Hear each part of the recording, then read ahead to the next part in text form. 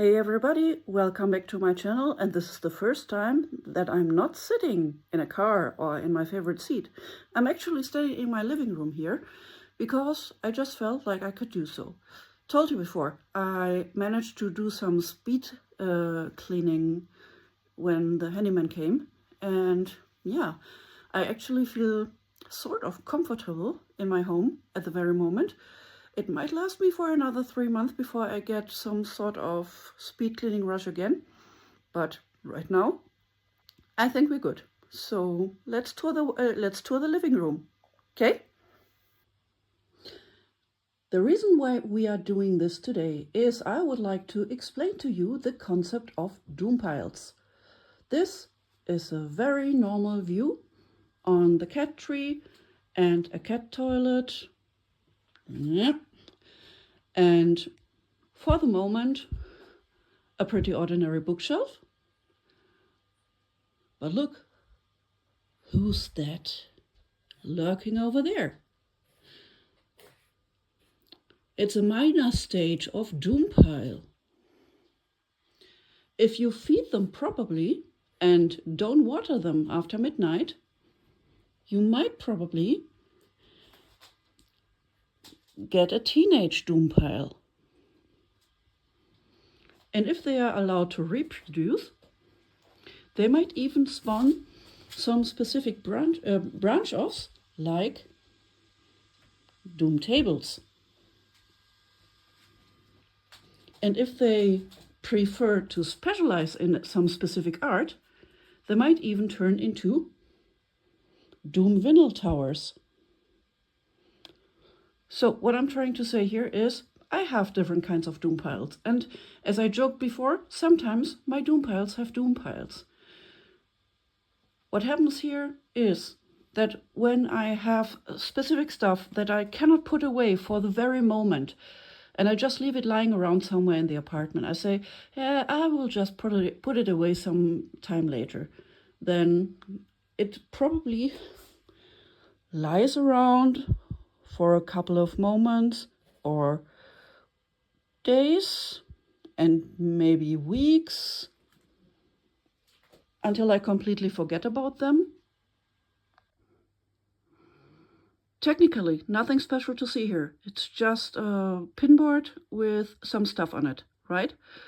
One funny postcard, a bag, a lanyard. This, for instance, here. This is a pickup sheet for something that I gave into a repair shop. I think it's there since already a month or even longer, because I constantly keep forgetting picking that thing up. Well, technically there's a piece of my technical equipment that I probably would want to have back at some point of time, and I desperately hope it still exists in this repair shop. But this thing, it's in my hallway, right? I pass by this thing dozens of times a day, and I keep forgetting to do this, even though I leave the apartment often enough that I could probably think about this. But it has become so much part of my environment that I simply do not recognize it as something I have to do anymore. Even also, though I know about this fact, most of my doctor's appointment goes here. And you guess what? Yes, you guessed right. Actually, it already happened that I forgot doctor's appointments, even though my appointments are here and I pass by them every single day. I haven't found any better option yet to give myself visual clues, because I simply do not respond well to visual clues. So what I'm trying now is I'm telling my Alexa, don't want to say her name because otherwise she's going to start babbling here. I tell her to make my appointments and give me my reminders, otherwise I'd be completely lost. Same goes for the kitchen. There's a voucher I still want to use, which probably is going to get outdated before I actually really think about it. How many times did I say actually today? And then there is this reminder for having to call a doctor in a couple of days. I know exactly which day, but I think I could bet my posterior to forgetting about having to call that exactly on the day when I have to do it.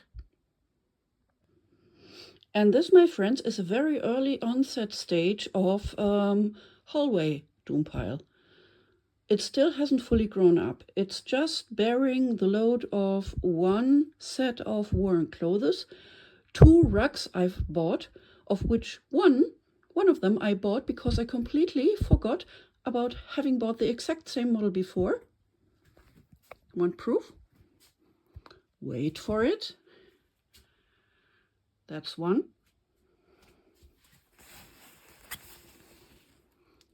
Here's the other one. I bought it twice, guys, because I completely forgot I already had one. And while this is technically not a case of a doompile, it is proof that even I fell into the trap of believing that yet another notebook would probably save my life. This, my friends, is a desktop doompile. It's a very unhealthy mixture of unread books for a master thesis, craft supply, and a calendar for 2025 that I wanted to craft in 2024. Okay, guys, this is getting hilarious. I'm starting this clip for the 4th time now because I cannot even find the words to describe to you that the lamp on my ceiling is broken. Yeah, no. Now I really found the words to say that. Okay, it's a lamp and it's broken. Okay, that's a cupboard with an early onset of a doompile because that's clothing for 2 of my role-playing characters. You cannot probably even see textures here, but I promise it's 2 sets of clothing for 2 different characters. And the reason why they are still hanging here is because I only wear them once a month and they are not dirty yet. And they don't have their own stool or chair to put them on. So they are here over that part of the cupboard and I check them in time, I hope. And if I can probably wear them again, then I have them ready, because it's only a month from now. Talk about time blindness, right? And this, technically, is the 2nd level of my red cage, which I want to build since over half a year. I'm sure I'm going to do it. Eventually. And this is actually the worst part of the living room. I cleaned up a lot, but that's something I couldn't tackle yet, because there's still so much going on here. There's 2 diaries I'm writing in. There is 3 or 4 started knitting projects that I couldn't put away yet. There is stuff I still have to put on eBay. There is 2 bracelets that I just made the other day. There's my cell phone charging, and it gives me the creeps even thinking about trying to clean this one up. So you might be thinking, okay, she rush cleaned the entire apartment, but she's worried about tackling that one sofa? Yes, exactly. That's what I'm saying. It doesn't mean that my thoughts are actually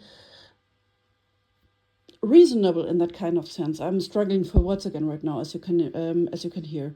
So it doesn't naturally make sense to somebody who's not in my train of thoughts. But yeah, actually, it's easier to clean an entire apartment under the threat of having the handyman report me to the landlord than trying to clean up a sofa that's just basically full of a little bit of craft stuff when not being under pressure. Yeah. So while this is probably not the entire apartment that you have seen here, but just a very basic tour, I think you get a very decent impression of what I mean when I talk about doompiles.